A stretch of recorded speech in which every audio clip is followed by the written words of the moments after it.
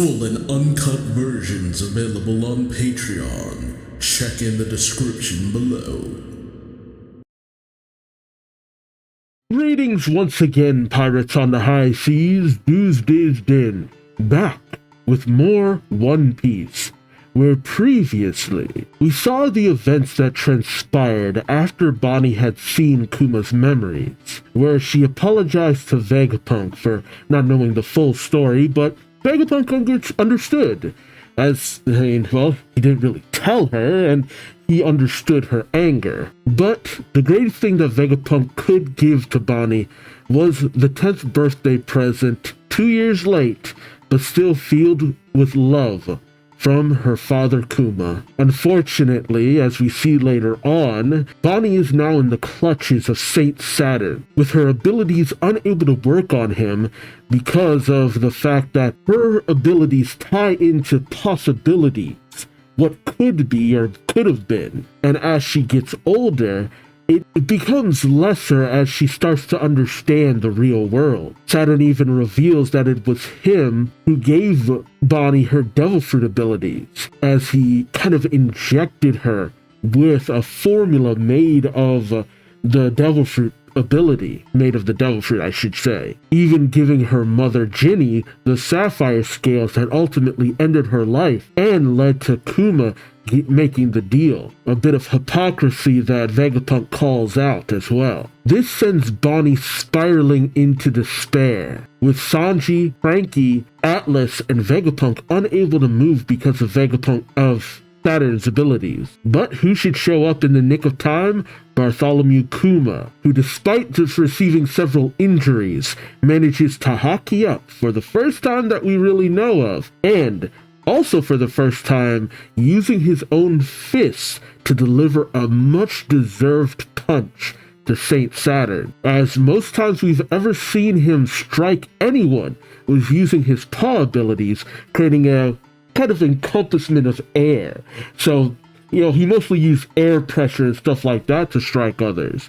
But this time, nah. Metal flesh meets face in this one. So what'll happen next? Join me as I find out, won't you? And now she has the little amulet in the opening. That's cool. Thank you, Dad. Bonney and Kuma's warm embrace. Yes, hug your daughter after you punch out a mofo. There's nothing more satisfying in this series than a good right hook to the face of someone who deserves it. If only real life could be so easy. Well, I say easy. Just seeing the right person get knocked promptly on their ass. And the place is already coming down. Yes, fall on him.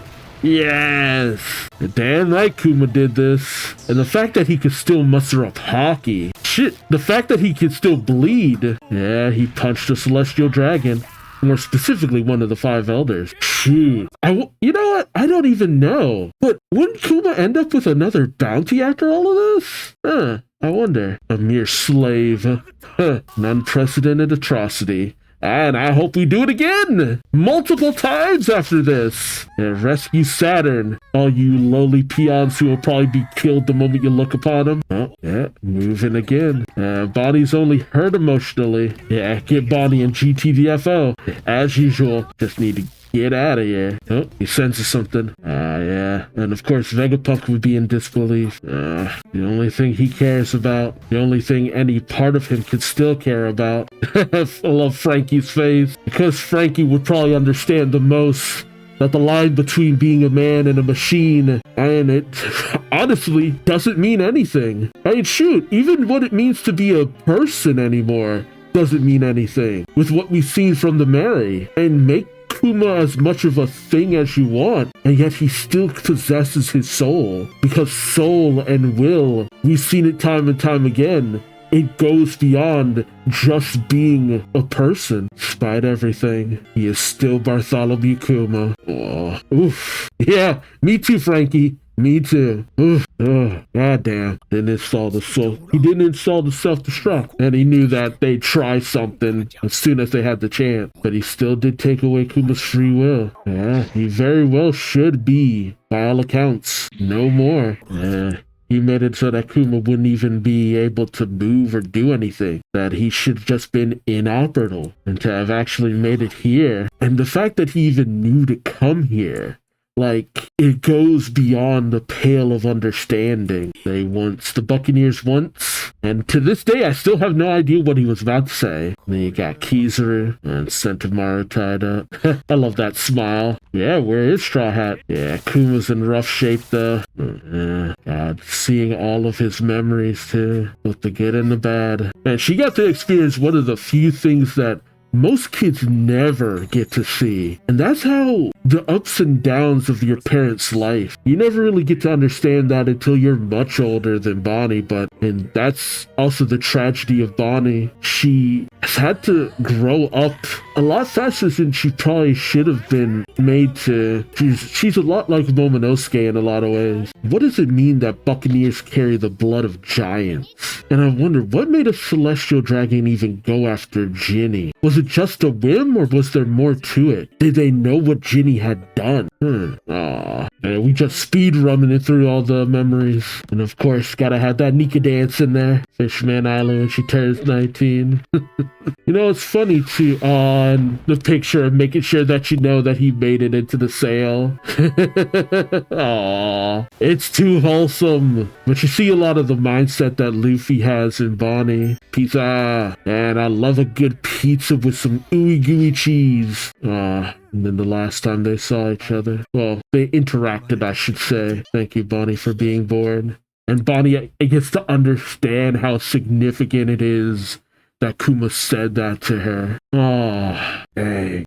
She even got to see Ginny, someone she never really got to get to know, but now she gets to know so much about. Yeah, there's a whole lot of Bonney and Ginny. It's more than just the appetite. She even got to know about the letters. Yeah, he wanted to see Bonnie's face when she got to experience the outside world. And despite everything, he actually did. At Saboti. Let's visit Egghead together again. Let's go on an adventure.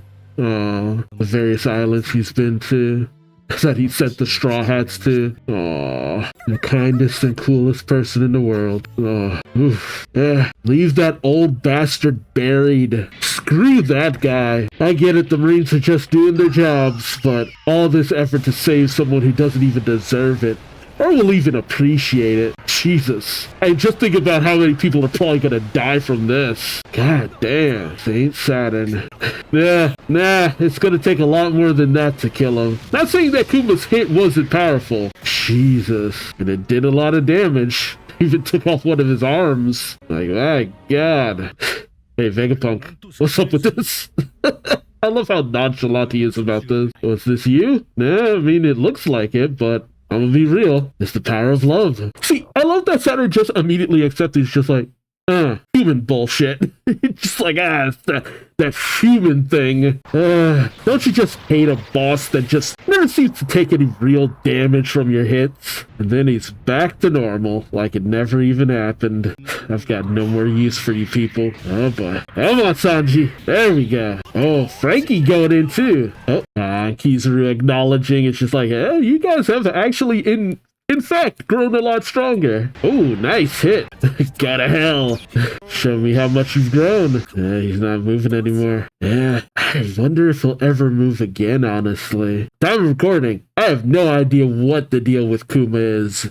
Like, because everything we saw here, I'm just as perplexed as Vegapunk. Because it's just like, okay, it's some part of love, human will, whatever. Can it happen again? Like, is Kuma just stuck like this? Was that like the last little bit of something he had in him? Like, I don't know.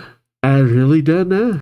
And the fact that Frankie could just get up from that attack, before, attacked like that from Kizaru, that would have knocked Frankie on his ass and taken him out for a good while. But Frankie's just like, well, that hurt. Just gets up and walks away. Time to book. I'll handle this.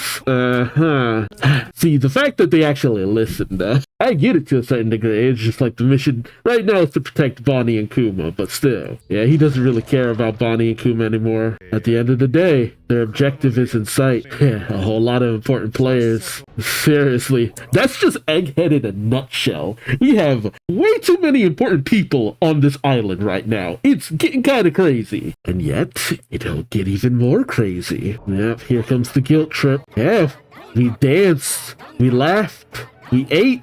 As much as you pretend, that definitely still meant something. Should have worn a darker pair of shades, yeah. Oh, the Buster call. Yeah, here it comes. And this is even more ships than ever before, too. Like, the O'Hara and its lobby, This is, don't even leave an island left. I want this thing burning for weeks on end after this. Burn it down in the name of justice. Yeah, the Buster call. Those who know the secrets, those who carry bad blood, those who awaken ancient gods, all must be eliminated. It's full of inconveniences. That's such a detached way of looking at it. Despite everything he's saying, he still maintains this utterly detached attitude. It's just like, nah, I want this all gone. It's like him referring to painting over some graffiti on a wall, or sweeping up some dirt that's on the ground. It's like, well, this is inconvenient. Get this out of the way. It just continues to get me. Just the terminology he uses.